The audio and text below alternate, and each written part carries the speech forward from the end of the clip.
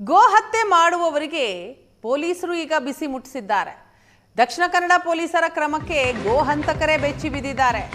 ಗೋ ಹತ್ಯೆ ಮಾಡುವವರಿಗೆ ಬಿಸಿ ಮುಟ್ಟಿಸಿದ ಪೊಲೀಸರು ಅಕ್ರಮವಾಗಿ ಜಾನುವಾರು ಮಾರಾಟ ಮಾಡಿದ್ರೆ ಮನೆ ಸೀಸ್ ಮಾಡ್ತಾ ಇದ್ದಾರೆ.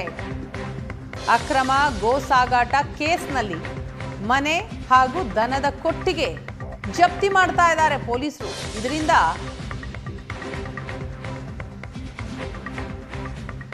ಗೋ ಹಂತಕರು ಬೆಚ್ಚಿ ಬಿದ್ದಿದ್ದಾರೆ, ಶಾಕ್ನಲ್ಲಿದ್ದಾರೆ. ಬಂಟ್ವಾಳದ ಸರಪ್ಪಾಡಿ ಭೋಜ ಮೂಲ್ಯ ಎಂಬುವವರ ಮನೆಯನ್ನ ಸದ್ಯ ಸೀಸ್ ಮಾಡಲಾಗಿದೆ. 2 ಅಂತಸ್ತಿನ ಮನೆ ಜೊತೆಗೆ ದನದ ಕೊಟ್ಟಿಗೆ ಕೂಡ ಜಪ್ತಿ ಮಾಡಿದ್ದಾರೆ ಪೊಲೀಸರು. ಡಿಸೆಂಬರ್ 13ರಂದು ಮಣಿನಾಲ್ಕೂರು ತೆಕ್ಕಾರು ರಸ್ತೆಯಲ್ಲಿ ಗೋ ಸಾಗಾಟ ಮಾಡಲಾಗ್ತಾ ಇತ್ತು. ಗೂಡ್ಸ್ ಆಟೋದಲ್ಲಿ ಪರವಾನಗಿಯನ್ನ ಪಡೆಯದೇ ಜಾನುವಾರು ಸಾಗಾಟ ಮಾಡ್ತಾ ಇದ್ರು. ಬಂಟ್ವಾಳ ಮಣಿನಾಲ್ಕೂರಿನ ಶ್ರೀಧರ ಪೂಜಾರಿ ಮನೆಯನ್ನ ಸದ್ಯ ಜಪ್ತಿ ಮಾಡಿದ್ದಾರೆ ಪೊಲೀಸರು. ಜಾನುವಾರು, ಆಟೋ, ಮೊಬೈಲ್ ಫೋನ್ ವಶಕ್ಕೆ ಪಡೆದಿದ್ದಾರೆ.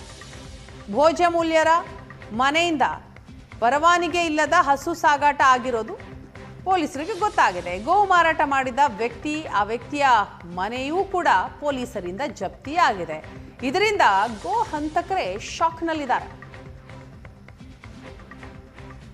ಅಕ್ರಮವಾಗಿ ಜಾನುವಾರು ಮಾರಾಟ ಮಾಡಿದ್ರೆ ಇನ್ನು ಮುಂದೆ ಹುಷಾರಾಗಿರಬೇಕು. ಯಾರು ಅಕ್ರಮವಾಗಿ ಜಾನುವಾರು ಮಾರಾಟ ಮಾಡ್ತಾರೋ, ಇದೇನಾದರೂ ಪೊಲೀಸರಿಗೆ ಗೊತ್ತಾಯಿತು, ಅಂಥವರ ಮನೆ, ದನದ ಕೊಟ್ಟಿಗೆ ಎಲ್ಲವನ್ನು ಜಪ್ತಿ ಮಾಡ್ತಾರೆ ಪೊಲೀಸರು. ಪೊಲೀಸರ ಕ್ರಮಕ್ಕೆ ಈಗ ಗೋ ಹಂತಕರು ಬೆಚ್ಚಿ ಬಿದ್ದಿದ್ದಾರೆ.